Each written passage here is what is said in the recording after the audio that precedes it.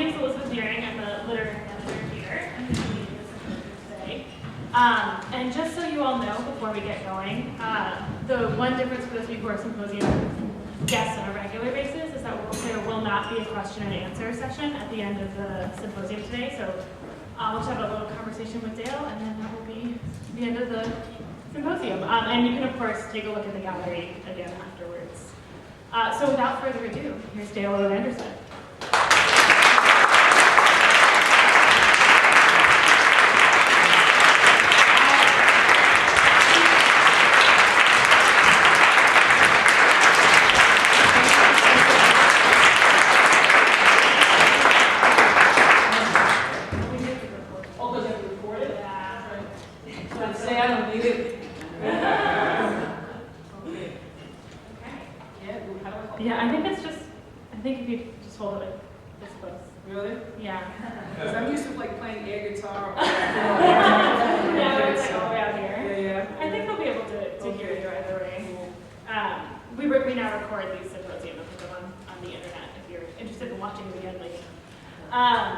So Dael, just to get us going, I just first, in addition to thanking you, just like to ask where this play came from. So where did Forever come from? If you ever get a chance to see a documentary about Père Lachaise, it's called Forever. And there was, Paris is one of my favorite cities.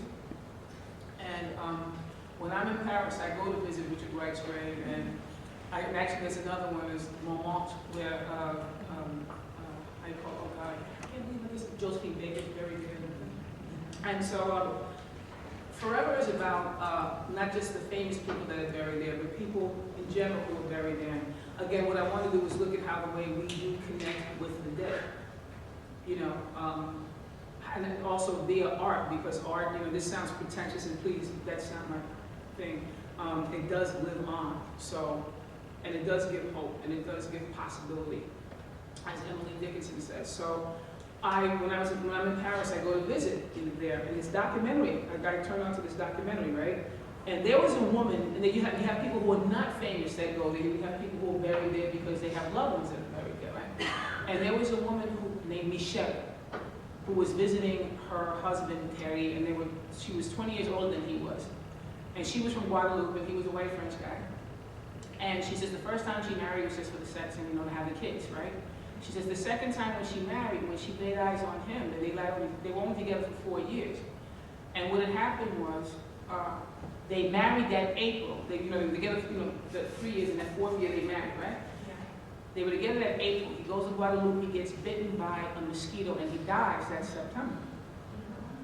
And so you see her at the grave, and I said, man, I want to play her, right? Because there's just something about, And I was doing a play called Black and Blue Boys, Broken Men. It was a one-hander, where I was playing all men that were abused.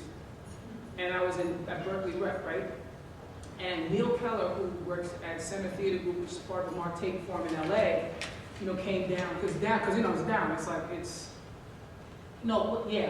California. I'm not from California. It's south. Yeah. So he came up, because he came to Berkeley. And so he said, I told him about what I wanted to do, because they offered me a commission, right? Hi, sweetie.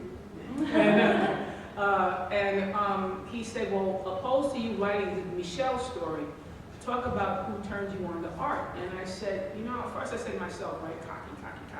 And then I realized that, in my house, in my mother's house, there was because one of my favorite books of all time was James Baldwin's Another Country, that's like, because December 10th, 1961, that's Istanbul, that's what it says.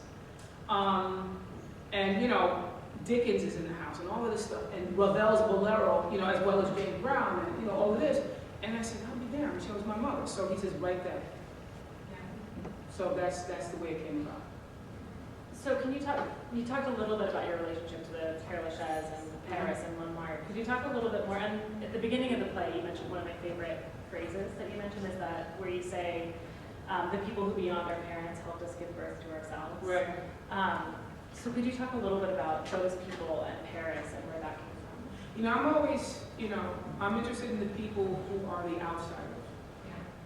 you know, the people who have to give birth to themselves, and like art, you know, does help through their painting, because when you read something or when you hear something, you realize that you're not alone. You know, like I remember, like I call them aunts because I mean, I have family here, a lot of them, you know, have died, but they would, whoever was dating, I remember like 3 of them had boyfriends and 3 of them got dumped, right? It's around the same time. And don't laugh, man. And they were all, and I didn't understand it at the time, but I realized, you know, they all were playing Aretha Franklin and drinking. Natural. And it was beyond the words. You listen to how the way these 3 people were being soothed by this voice, and it's like she was a friend in the dark. Or like, for instance, in France, right? Remember when they used to be like tower records and stuff? I know, right? That's bad, right? Yeah. Tower. Yeah. So I was in Paris, and I was in Tower Records, and I was going through these CDs, right? Mm-hmm. And it was these 3 young girls, and they were saying, "Oh, she is super cool." The French was super cool, right? And they're looking at these CDs, and she goes, "She's wonderful. She's wonderful." You know who they were looking at? These girls like 1920, Billie Holiday. Oh. And talk about something transcending language, transcending race, transcending ethnicity. And that's what I think true art does. Because in the true sense of the word, it has no color, it is. Yeah? So that's what I think. Yeah, that's beautiful. And could you talk a little, do you feel like that's different in Paris than it is in New York in some way? What, the art scene? Yeah. Yes and no. You know, again, I mean, it's not lost on me that, for instance, like, and even still, there's a whole expat scene that happens. But having said that, you don't find many, you know, black French actors that are working. I mean, if I were to go to Paris and say or even like female writers, I mean, the people that I mentioned, you can mention Chester Himes, you can mention James Baldwin, you can mention Richard Wright. I mean, besides the women, you know, besides Josephine Baker, right, yeah. And you know, a few others, they're all singers. So I don't know of any history of black females living there and writing there, you know, Americanism. So there's certain things, you know, because people automatically assume when I'm there I sing. I was like, no, I don't sing. So if I sing, it sounds like the mating call of a yak, you know. So it's, but no, so there's that. But in Europe in general, you know, like people got mad at Tina Turner. I mean, I guess she's a singer, right? I get it. I totally get where, you know, she would want to live there, because it really is. I mean, it's old differently, because in the States we're always talking about we got to do this positive role model shit. You know, sorry. I'm sorry. Okay, I think it's allowed. It's allowed. Or you know, we got to talk for opposed to talking to. You know, Europe is an old country. I'm not saying it's superior, because like I said, it's like the automatic assumption is I'm a singer, right? But you know.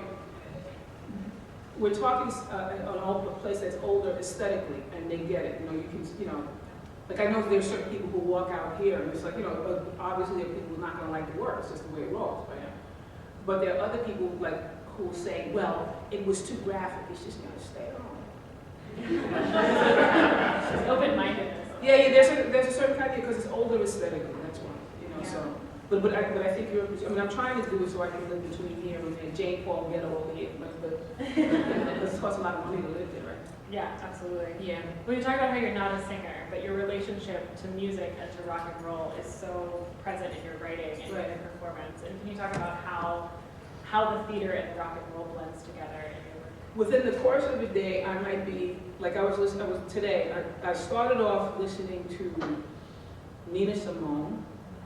And for some strange reason, I wanted to hear, there was a hip hop, I'm not into hip hop, but I'm into Moroccan hip hop in France, it's great. Oh. There was a rap group out of the 80s called Eric B. and Rakim.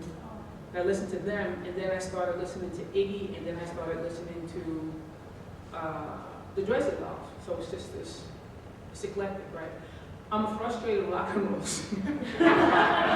And so, but also what's interesting to me is the fusion between language and music.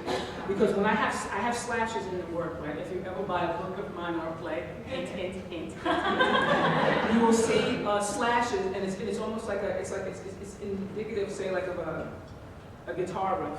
So because I hear music all the time, like when I'm always. Yeah, and I wish I could paint as well. So, like think about it, like why do you think we call it the blues, right? There must be a correlation between that and say art. I mean, why? If you think about that music, it does sound blue. yeah. Right? Yeah. Yeah. What painters inspire you? So we talked a little bit about the musicians that are part of your Jacob Lawrence, Munch, Schiele, Elizabeth Catlett, Frida. Oh yeah. I'm trying to think of Franz von Stuck, the symbolist and the surrealist, all that thing. Beautiful. Yeah. Something that's come up a lot in our, switching gears a little bit, that's come up a lot in our discussions about the play, is, and it's something you mentioned I think in the program as well, this idea of memoir versus autobiography, Right. and where this kind of storytelling lies and what that distinction is. Think about when you do this, right? Because a lot of times, and I can see in some of your faces, what happened, what didn't happen, is this real, is this not real? I'm not going to give you any answer. Because it takes away, because it's still a theatrical experience, no matter what. That's what I'm saying. I'm going to talk as a character because it is a character. If the mother character were here, she'd have a totally different take on the relationship, right? Think about, like, say, when you and a sibling or you and somebody had a fight. It happened on Tuesday. You agree you had to fight, right? It happened on Tuesday. No, it didn't happen on Wednesday. And no, it didn't, because we had dinner. We didn't have dinner. We had lunch. You said so-and-so. I didn't say so-and-so. You were the one who started it. So this is the way the memory bank works a lot of the time. And it works this way depending upon, I think, this is, I'm not a therapist by any stretch of the imagination, but I think it depends on how the way one is treated within that household. How the way the person feels about themselves, how they will acquire a certain kind of memory, and how they want to take and respond to a tough set of circumstances or no. So that's why I wanted to look at it. It is memoir. I mean, yes, these things did happen, but it's also my thoughts and my impressions. And I can't crawl into the mother's head and figure out exactly what was in, within her mind's eye. So that's what I wanted to look at. I wanted to look at, what she possibly felt, because in real life she wasn't a person that really spoke about these things. So what if I'm looking at the end result and what could have possibly made that? Yeah, What created that? And would you mind talking a little bit? There's the sort of one concrete piece. Is these pictures around? Oh, yeah. So I'm wondering if you could talk us. Where is it? The pictures that surround the playing space. I wonder if you could talk a little bit about how they came to be a part of this storytelling. It's like a museum, isn't it?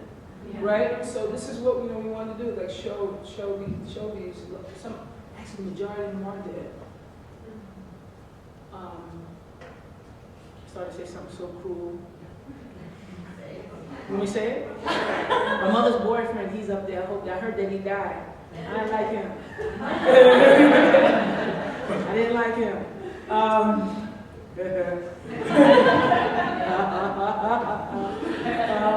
No, but it's kind of like it adds to it. It's like living memories, yeah. Because I'm not using it as a means to at the expense of the written work or the performing work. It's just to add to it. I guess it's kind of like Dada. Dadaism, Yeah. Like that. So look up Dadaism if you don't know. And it relates also to the experience in the lobby as well, which is something that came out of California, because I think we all have someone that has left an impression on us, and especially as we get older and we look back. You know what I'm saying? Because I'm going to this is 2019, you see me? 2015, right? So this year I'm going to be 56 this year, right? And you say, wow. You're around the same age, isn't it? And it is wild because we kind of go, oh man, and I look back and I kind of go, what? The past becomes very present, as O'Neill says, as Mary Tyrone says in, Long Day's Journey into Night. And you look at what you've done and did you accomplish what you want to accomplish, and the people that have left both good and bad, but ultimately it's good because you learn about yourself that stick within your mind's eye. Right, so that we wanted to do that because it was also kicking stuff up in people. You know, sometimes when they were leaving, like this, see this piece started in LA, right? It started at the Mark Taper Forum. And then it came here. Somebody knows, you know, right? And then it's going to New York Theater Workshop, right? And thank you. And then we go to Portland Center Stage in Oregon. But what was happening with it was kicking up like emotions within people. And people began to think about, oh, my first grade teacher. And also, those of you who are looking at the average means age, don't get mad at me, you're about 70. And so, it's not a bad thing. So, but I mean, think about it like this. Jim Morrison was born in 1943. There you go. Hendrix was born, Jimi Hendrix was born in 1942. Janis Joplin was born in 1942. All these, this is your generation. I'm in between kind of, right? Because as, you know, as somebody because I'm born in 1959, right? So as you get older, you realize, you know, like I watch some of you, because I can see some of you, I don't really look at you, I look above your heads because, you know. But it's, when I'm playing a certain song, I'm watching people do this. Oh, like when I said the thing about It's a Beautiful Morning, oh yeah! You know, the Young Rascals, right? So, but you look, and you look back and people were talking about the music that you were playing. It's like, you know, there was somebody who was here the other day. I did, you know, I was very touched by this. I was coming out of the theater. He said he was a Vietnam vet, and the night before he left to go to Vietnam, he played Light My Fire. And he made love with this girl before he went to Vietnam. So yeah, you know, that's what I mean by memory and what it invokes approval. And did you become the person you wanted to become? Did that person help you? Did you invent yourself? Yeah. Yeah. And who those other people were. One of the things that's come, you know, with myself and other people I've talked to is this idea of thinking about who inspired us to be the people we are, what artists, what people, and other people who come to the theater, I think all have their own sort of encyclopedia of voices. You talk a lot about Patti Smith, about Jim Morrison. Yeah, because I'm more like 70s, like I was 70s, early 80s, 90s. I mean, because grunge was, by the time grunge rolled around, which was like 24 years ago. Kurt Cobain was at 24. No, 22 years. I was in my early 30s, so it wasn't like, you know what I mean? It's like I'm fringe, you know. So, but yeah, no, and I still listen to like all kinds of music now. Yeah. You too? Yeah. I know you told you. I said 43. You like this, right? 1943. Yeah. I'm listening to a lot of like neo soul right now. There's a great neo soul movement that's come out of England. There's a guy called Michael Kinawaka he's 25. He sounds like he's 90. Yeah. He's like a mixture of Otis Redding and Bill Withers. He's amazing. So get his record. We should get playlists for you. Yeah, get playlists to spread around. Yeah, right. Can you talk a little about the songs that are in this play and why those songs?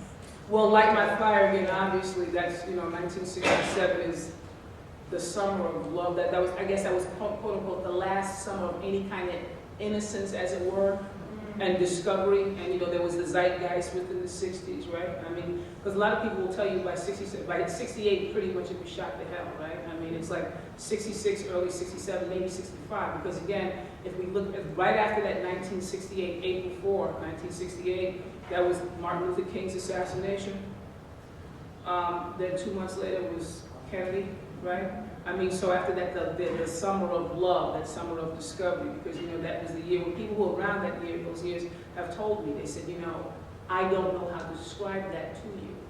Yeah. You know, because then after 68, 69, when it became super, you know, like any movement, when it becomes, the media gets a hold of it, and then it can turn around and, you know, goes to hell in a basket, you know. You know, but also that, it's like, you know, it's really, you know, because that was, in terms of the rock and roll thing, Hey Joe was released in 66 in London. It came to America in 67. Monterey Pop bought, Jim Morrison, they were an LA band, but Hendrix at the time was living in San Francisco, and Janis Joplin was living in San Francisco. But you had the San Francisco sound, you had the LA sound, and you know, like that. So in terms of rock and roll, it's quite interesting what happened. You know, that whole zeitgeist. Yeah.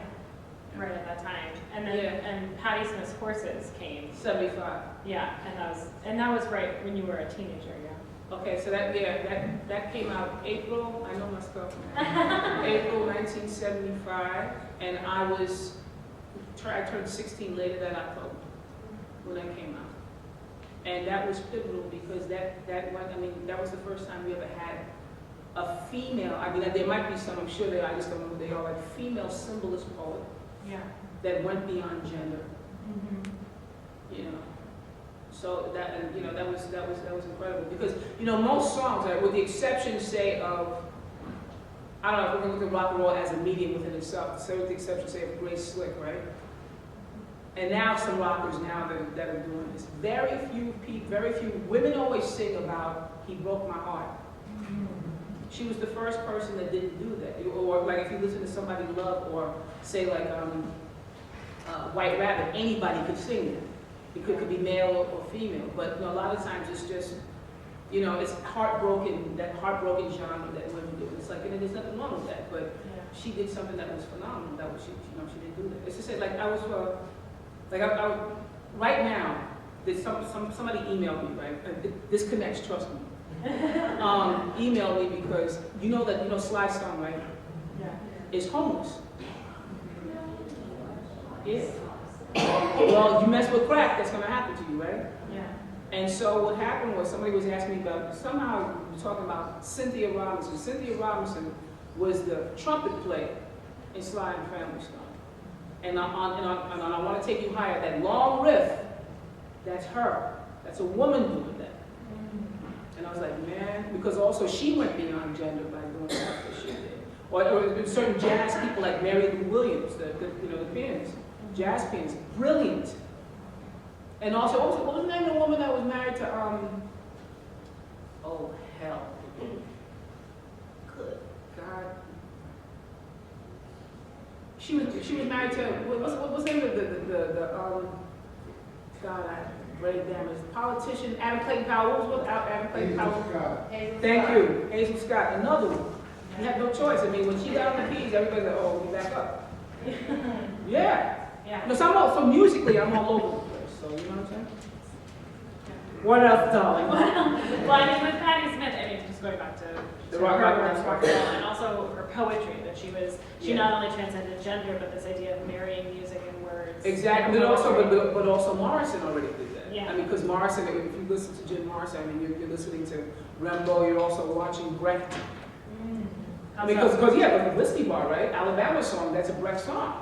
That's a violent Brecht. But also he introduced that kind of rock and roll theater. It was always been done, like Little Richard did that stuff, in the same way. He was very theatrical as well. But in terms of bringing literary influences into rock and roll, he was the first one to do that. Yeah. Well, so how did you come to theater from rock and roll? You watch stuff. There used to be, coming up, there used to be the movie of the week. There was like Paul Newman week. This is the way it went, right? You remember this. The 4:30 movie on Channel 7 in New York. And then from 4 to 5, you could watch Mike Douglas on Channel 2.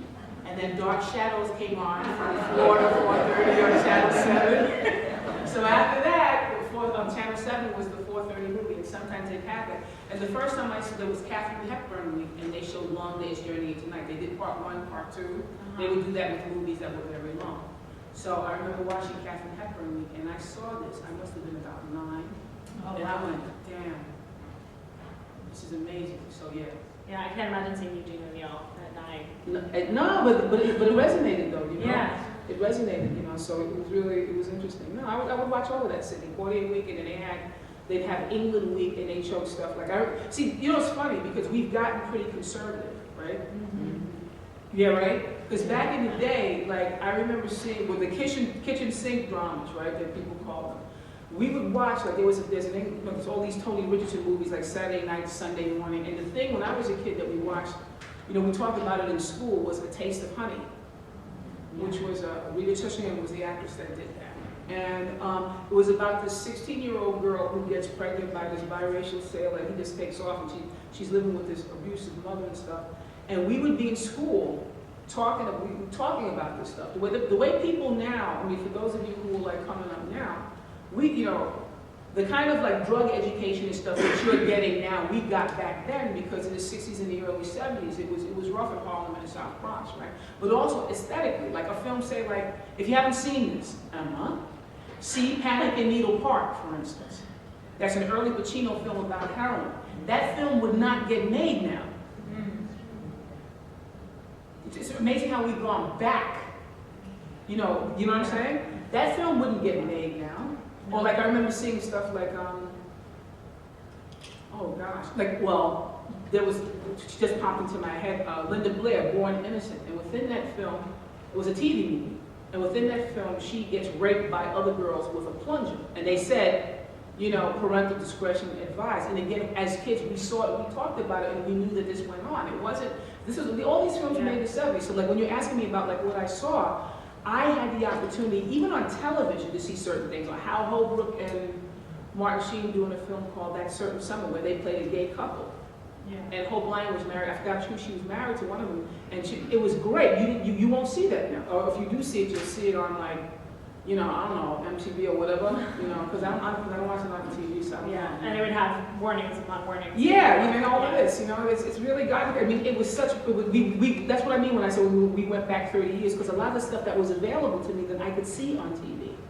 Yeah. Yeah, and you know, and I saw there was some good stuff that was on TV. And that brought you into live performance. Right, exactly. Well, the first play, because I was raised in Catholic school, right? The first play they took us, they didn't know what they did. They took us to see, I saw James Earl Jones' The Great White Hope. Oh, wow. And I went, what? You know? And then the first nude man I saw was John Lithgow in The Changing Room, and they didn't know. Yeah, that started here. That's longer. Well, I saw it on Broadway. My mother took me. She said, "Oh my God." You know. So yeah, so I saw that. I don't know. Circle. Yeah, full circle. Oh wow. Okay, cool. Nice. Yeah, there you go. Good reason to go into theater. Yeah, right. Yeah, but there's something about a live performance and watching the way people respond to it and how, or like, I mean, I remember seeing like, or for Color Girls, I saw that. And watching how the way people responded to that. And then also, again, I got a chance, I told Brian Dennehy that I have a crush on him. He was here. And seeing Death of a Salesman and watching, there was an older Hasidic man in front of me, and there was an Indian guy in front of me. And they both said, they ended up walking out of the theater, talking to each other and saying, that too was also my father. And that's what good theater I think can do. Yeah. That's beautiful. Yeah. Just to bounce off of that idea. So how you got to theater? Why do you stay in theater? Why this medium? I think it's the most exciting medium. And again, I mean, it's where I feel most comfortable. I mean, as I get older, I want to write for it more than act. Yeah. But can you imagine other people doing this piece? I want somebody else to do this. Like, if, you know, let me get to New York, let me do it, egomaniac, then I am. And then after that, you do it well, and then for it. Then after that, you do what you want. No, except actually what we're trying to do is, you know what we're trying to do? And if somebody can help with that, you let us know. We want to perform this in Paris. We're trying to work on performing it in Paris and doing it in Paris shows. Because there are performances in Paris shows. And there's actually performances in, you know, that's not uncommon. I mean, in Woodlawn, for instance, like Miles Davis is buried in Woodlawn. And they do tributes to Miles Davis at Woodlawn Cemetery. Oh, wow. Yeah. So would you do it around Jim Morrison's? You know that? Yeah, I'd like to. But you know, who here has ever been to Paris shows? You ever see Jim Morrison's grave? You see that heavy security around that grave? Man, I mean, it would be interesting to do it there, but it would be hard, you know. But I would love to do it. Yeah. That's amazing. We are about out of time, but I'm wondering, do you have anything else you want to leave off with? Thank you very much for coming to see this. There's actually 2 people, believe it or not, that I know that you've come here before. You must be masochists to see this twice, right?